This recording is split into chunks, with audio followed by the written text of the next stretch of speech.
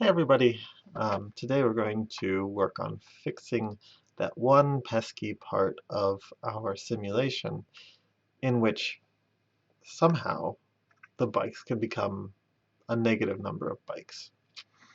So when we're trying to debug this issue of bikes having negative values, I think the best thing we can do is we can go back and look at our code and figure out where the bikes are becoming negative. What is this problem? Where did this problem actually occur? So I'm going to scroll back to the code that we had earlier. And I want us to think about, in our code, where did we get some negative bikes? Where in this code, where in this logical process, from start to end, do we get a bike that becomes a negative bike? Right? What we're saying is happening is we're saying that there's some place in here where the Olin number or the Wellesley number can become negative. That's a problem. How can we get a negative number? What does it mean to have a negative number? Well, let's step through here. So, can there be a negative number coming in as the time series is defined? No, that doesn't seem where the negative numbers. Is it when we're recording the values of the bike share? No, not really there either. We have a for loop. Just having a for loop doesn't mean necessarily we're going to have some negative numbers.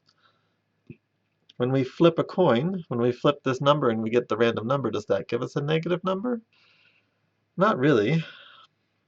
But let's see, bike to Wellesley. So if we look at this bike to Wellesley and bike to Olin functions, we've got, that's where a bike moves from one place to another. So it looks like, how do we get a negative number there? We get a negative number if we start out with 0 bikes and we try to move a bike away. So let's home in on those definitions and see what we can do.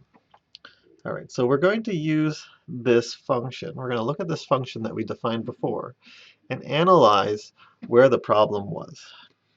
Right, so we have this function that does bike to Wellesley. It looks at the current value of the bike share, the bag of variables. It takes the bikeshare.olin and it subtracts 1, and it takes the bikeshare.wellesley and it adds 1. And so here's the problem, right? Here, so can we, uh, where might the code generate a negative bike?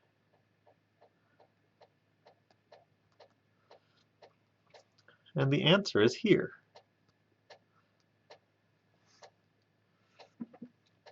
Right? The answer is here. If there are 0 bikes at Olin, we can't send a bike to Wellesley.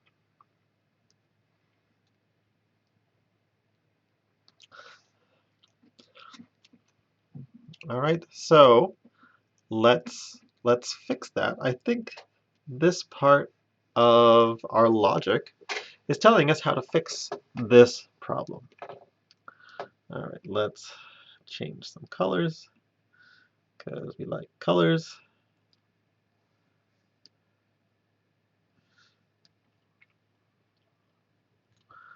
All right, so we're going to fix negative bikes. And the way we're going to do that is we're going to change our definition of bike to Wellesley and also bike to Olin.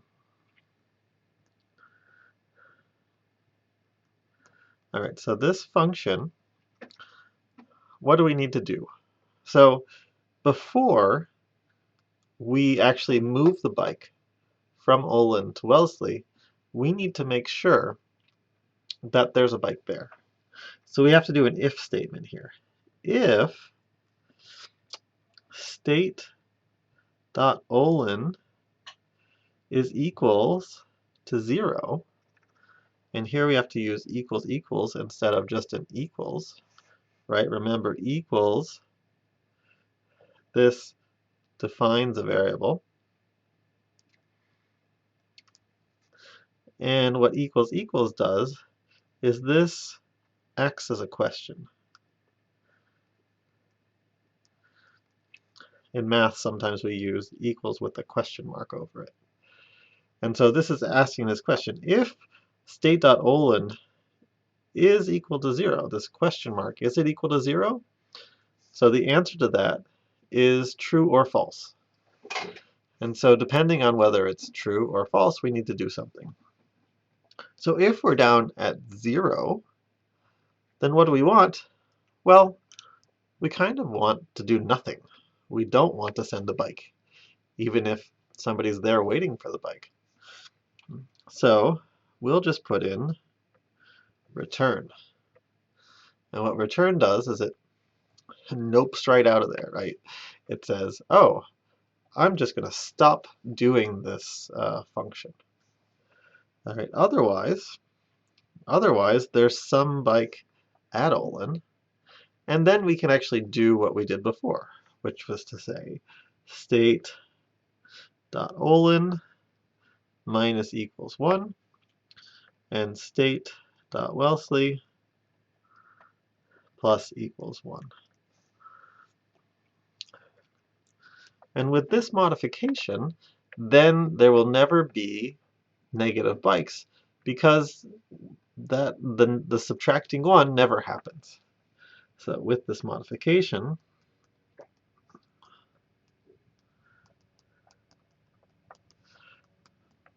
there will never be negative bikes at Olin. We have to do a similar modification to make sure there's no negative bikes at Wellesley. All right, so let's go see that in the code. All right, I'm here at Chapter 3 notebook. We've evaluated, the imported the libraries that we need to run this. We've evaluated all of these functions that we had before and the run simulation. So now we have all the things that we've built up in the past. Sorry about that. And so now what we have to do is we're going to fix the negative bikes. So to fix the negative bikes, we're going to redefine bike to Wellesley. So if state.olin is equal to 0, return. Oh, I guess when I was doing this, I used an else statement. But the way that we've set this up, you don't need an else. Because the same thing would happen. Either you've noped right out of there and you don't do anything, or you just do everything else. So now let's define these functions. And so this updates the new definition of bike to Wellesley, new definition of bike to Olin. And if we run the simulation again, we realize we didn't run the original data, or it's been too long since we ran this. I'm going to run it again, run it again, run it again, get all those definitions, and now we run this and run it, and let's see, here we go. Now when we've had bikes, started off with 10, looks like 10 bikes at Olin, 11 bikes at Olin, and over time we get down to the bottom, and you know, in the past this is where we would have gone negative, and what we can see is that it just stays at 0. Let's run it again. Here we stayed at 10 most of the time. Here again we were at 10 and we went all the way down to 0. This would have been another place where we would have gone negative. And so there we go. We fixed the problem of negative bikes here in our simulation. All right, see you next time. Bye.